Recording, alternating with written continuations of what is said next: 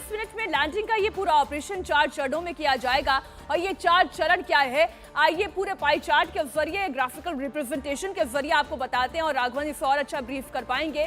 पहला फेज है rough breaking phase, दूसरा फेज है एटीट्यूड होल्डिंग फेज, वो आइए आपको दिखाते हैं। तीसरा फेज आता है जिसे हम ये कहें जो बहुत इंपॉर्टेंट है, यहां से ये वर्टिकल पोजीशन लेता जाएगा।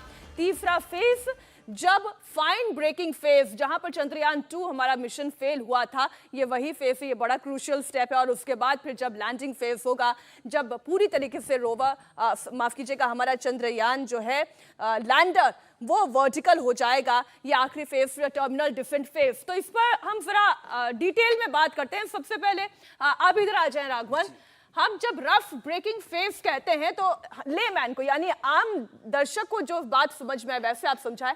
रफ यानी कि खुरदुरा, मतलब ऐसा मोमेंट होता है जहां पर कोई भी चीज स्मूथ नहीं होती है, आसान नहीं होती है। रफ ब्रेकिंग फेज जी देखिए, रफ ब्रेकिंग फेज में क्योंकि जब यान हमारा उतरने की तैयारी कर रहा होगा, जब उसको फाइनल कमांड जो इस ट्रैक से मिल जाएगी, उस वक्त उसकी रफ्तार आप देखिए करीब 1.68 किलोमीटर प्रति सेकंड होगी। यानी वो 6000 किलोमीटर प्रति घंटे की रफ्तार से हमारा यान उस वक्त घूम रहा है। उसको वहां रोकना होगा, उसको वहां पर रफ ब्रेक उसको करना होगा। इसीलिए इस रफ्तार को जो है एकदम तेजी से कम किया जाएगा। और ऑर्बिट बदलेगा, इसमें ऑर्बिट नहीं, ये हॉरिजॉन्टल उस वक्त मूव करता रहेगा। 7.4 किलोमीटर पर जब ये आ जाएगा 30 किलोमीटर से, तब इसकी जो रफ्तार है वो करीब 358 मीटर प्रति सेकंड हो जाएगी। तो आप सोचिए 6000 किलोमीटर प्रति घंटे की अगर उसकी रफ्तार देखें, और मतलब या फिर 1.68 किलोमीटर प्रति सेकंड की रफ्तार से वो 358 मीटर प्रति सेकंड की रफ्तार पर पहुंच जाएगा। तो ये एक सबसे क्रूशियल फेज है, एक तरह से उसको अर्थ उसके चांद के पास उसको लेकर आना है। तो एक बहुत आप ये समझिए कि अगर यहां पर है तो इसे धीरे धीरे चांद के नजदीक लेकर आना है। तो ये पहले रफ ब्रेकिंग फेज की हमने बात की। दूसरा फेज है एटीट्यूड होल्डिंग फेज।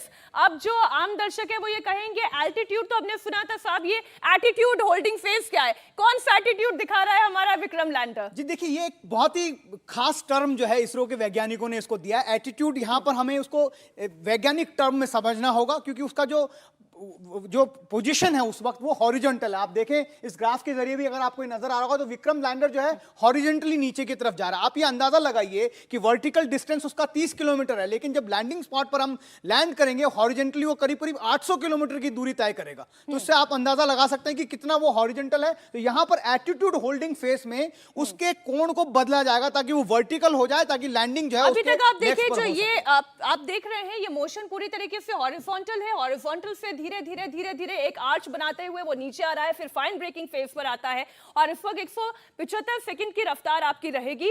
और फिर धीरे धीरे जब ये चौथे फेज पर आएगा टर्मिनल डिसेंट फेज, तब हम ये कहें कि जो इसका पावर है वो अपने पूरे, मतलब जो शक्ति है पूरे अवतरण पर होगी। सबसे ज्यादा मिनिमाइज इसकी स्पीड हो जाएगी, वेलोसिटी हो जाएगी। और फिर इस चरण पर आएंगे 1.68 किलोमीटर से आपको 2 मीटर प्रति सेकंड की रफ्तार पे उसको लेकर आना होगा। तो आप अंदाजा लगा सकते हैं कि कितना धीरे उसको करना होगा। फाइन ब्रेकिंग फेज 175 सेकंड का टोटल ये फेज होगा। तो आप उसमें हमने पिछली बार हमारे जो वेग है यान के उसको कैलकुलेशन करने में हमारी गड़बड़ी हो गई थी। इस वजह से फाइन ब्रेकिंग फेज के बाद हमारा जो कम्युनिकेशन है चंद्रयान 2 का वो टूट गया था और उसके बाद हमें पता लगा कि वो क्रैश लैंड कर गया। लेकिन इस बार इस चीजों का खास ध्यान रखा गया है। स्पेशल इंस्ट्रूमेंट के साथ हमारा चंद्रयान 3 जो है भेजा गया है ताकि इन सब चीजों को दुरुस्त किया जा सके और हम एक सेफ लैंडिंग को वहां पर सुनिश्चित कर पाए। वैसे तो हमने बड़े डिटेल में ये पूरी बात आपको समझाई है, लेकिन अगर फिर भी कहीं कोई कंफ्यूजन रह जाती है तो जल्दी से आपको बता दें। विक्रम लैंडर की लैंडिंग का पहला फेज जो कि राघवन ने बताया रफ ब्रेकिंग फेज है, जब लैंडर 30 किलोमीटर की ऊंचाई से हॉरिजॉन्टली तैरता हुआ 7.7 किलोमीटर की ऊंचाई पर आ जाएगा। और इसमें 690 सेकंड यानी कि 11.5 मिनट का वक्त लगेगा। इस फेज के अंत में लैंडर की स्पीड 358 मीटर प्रति सेकंड हो जाएगी। अब बात करते हैं दूसरे फेज की। दूसरा फेज भी बहुत इंपॉर्टेंट होने वाला है। लैंडिंग के पहले फेज के बाद दूसरे फेज पर जब आते हैं राघवन, तब ये स्टेप 2 जैसा कि आपने बताया कि जब ये इसके एटीट्यूड को होल्ड किया जाएगा, एटीट्यूड को जब होल्ड किया जाएगा, होल्डिंग फेज, वहां पर आ जाएगा। वहां पर वो 7.4 किलोमीटर से बहुत कम, क्योंकि वहां पर जो आइडिया है इसरो के वैज्ञानिकों का, उस यान के कोण को बदलना है, वहां पर ज्यादा फोकस वो होगा। 7.4 से वो 6.8 किलोमीटर, यानी 1 किलोमीटर से भी कम की दूरी तय करेगा, लेकिन उसका कोण पूरा बदल जाएगा। हॉरिजॉन्टल से वो वर्टिकल होना शुरू हो जाएगा, ताकि जो लैंडिंग है उसको उसके लेग्स पर किया जा सके। और वहां से जो फाइन ब्रेकिंग जो फेज की शुरुआत है, वहां से उसको 6.8 किलोमीटर से तकरीबन 1300 मीटर तक लाया जाएगा। चंद्रमा की सतह से यान हमारा 1300 मीटर की दूरी पर होगा, तब फाइन ब्रेकिंग फेज खत्म हो जाएगा। और उसके बाद जो है जब आपने लेग्स की बात की, चंद्रयान 3 के जो लेग्स है, जो हमारे लैंडर विक्रम लैंडर के लेग्स है, वो चंद्रयान 2 से कितने अलग है? देखिए, जो पिछली बार हमारे साथ एक ऑर्बिटर भी गया था चंद्रयान 2 में, इस वजह से हम जो मास है उसको बढ़ा नहीं पाए थे विक्रम लैंडर में। लेकिन इस बार ऐसा बताया गया कि 200 किलो जो है वजन जो है उस लेग्स का ज्यादा बढ़ाया गया है, ताकि अगर वो किसी टर्बुलेंस जगह पर भी, ऐसी जगह जहां उबड़ खाबड़ हो, वहां पर भी अगर जाकर लैंड करता है तो उसकी लैंडिंग स्मूथ हो जाए। इसलिए करीब करीब 200 किलो एडिशन जो है उसके लेग्स में किया गया। सेंसर्स को बदल दिया गया है ताकि वो तुरंत जो है सेंस कर सके कि कितना खतरा उसको उस जगह पर है, क्या उसको उपयुक्त स्थान लैंडिंग का मिल रहा है या नहीं। हमने दूसरा फेज समझा दिया। मैं पीसीआर डायरेक्टर से रिक्वेस्ट करूंगी वो जरा तीसरा फेज का ग्राफिक्स एक बार हमारे दर्शकों के लिए प्ले कर दें। तो जो पहला और दूसरा फेज है वो आपने समझ लिया कि कैसे एटीट्यूड होल्डिंग फेज तक हम आते हैं। अब तीसरे फेज पर आते हैं। तीसरा फेज लगाएं। मैं पीसीआर डायरेक्टर से ये रिक्वेस्ट करूंगी, आप देखिए कि चांद की सतह से जब 6.8 किलोमीटर की ऊंचाई पर पहुंचेगा उस वक्त हम दूसरे फेज में होंगे। लेकिन जब हम तीसरे फेज में आते हैं, चंद्रयान का ये तीसरा फेज जो आखिरी के 19 मिनट में एक इंपॉर्टेंट पोजीशन होगी, ये फेज 175 सेकंड का होगा। आप देखिए समय कितना तेजी से आगे बढ़ता चला जाएगा। 175 सेकंड का ये फेज होगा और फेज 2 के अंत में लैंडर पूरी तरीके से वर्टिकल हो जाएगा। अभी तक जो आप मूवमेंट देख रहे थे हॉरिजॉन्टल थी, अब ये पूरी तरीके से वर्टिकल हो जाएगी। राघवन जी बिल्कुल, देखिए ये फेज जो है वो काफी क्रिटिकल है, क्योंकि यहां पर इसको 6.8 किलोमीटर से 1300 मीटर की ऊंचाई पर चांद की सतह से लाना है, और साथ ही साथ इसको और वर्टिकल भी करना है ताकि लैंडिंग जो है वर्टिकल ऑन इट्स लेग्स पर हो। इसीलिए दोनों चीजें एक साथ यहां पर साइमल्टेनियसली होगी, वर्टिकल और हॉरिजॉन्टल वेलोसिटी दोनों को कंट्रोल करना। एक बात बताएं, अभी जब ये जो 19 मिनट का पूरा ये चरण शुरू होगा, तो क्या पहले फेज से लेकर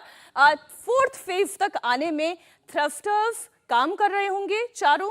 जी देखिए, जो पहले फेजेस हैं, जो अगर हम कहें तो लास्ट के 3 फेजेस तक चारों थ्रस्टर्स काम करेंगे।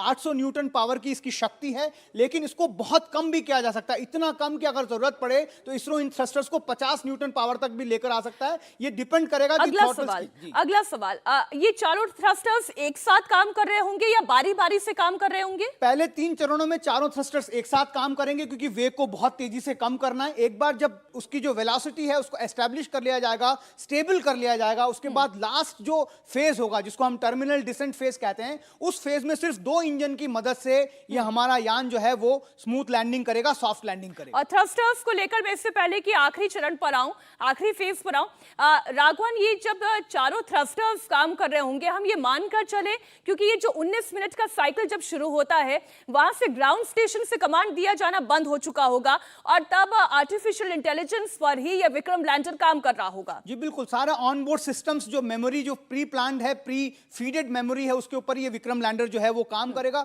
बहुत महत्वपूर्ण बात इसमें यहां पर ये भी है कि ये सारी जो चीजें हैं वो खुद लैंडर ने भी अपनी जो तस्वीरें जो पिछले 2-3 दिन में खींची है, आज सुबह से लगातार वो प्रोसेस चल रहा है, और जो पहले से ही ऑर्बिटर 2 की जो तस्वीरें वो भेजी गई हैं, दोनों की मैचिंग हो गई है। उसके बाद ही ऑटोमेटिक सीक्वेंट कमांड जो है उसको लॉक किया गया है। इसका मतलब ये है कि लैंडर विक्रम को अब बहुत साफ तरीके से पता है कि उसको अपनी ये 19 मिनट की जर्नी कैसे करनी है। इंडिया टीवी हर वक्त हर जगह डाउनलोड करने के लिए सर्च करें India TV news Google play store या ऐप स्टोर पर।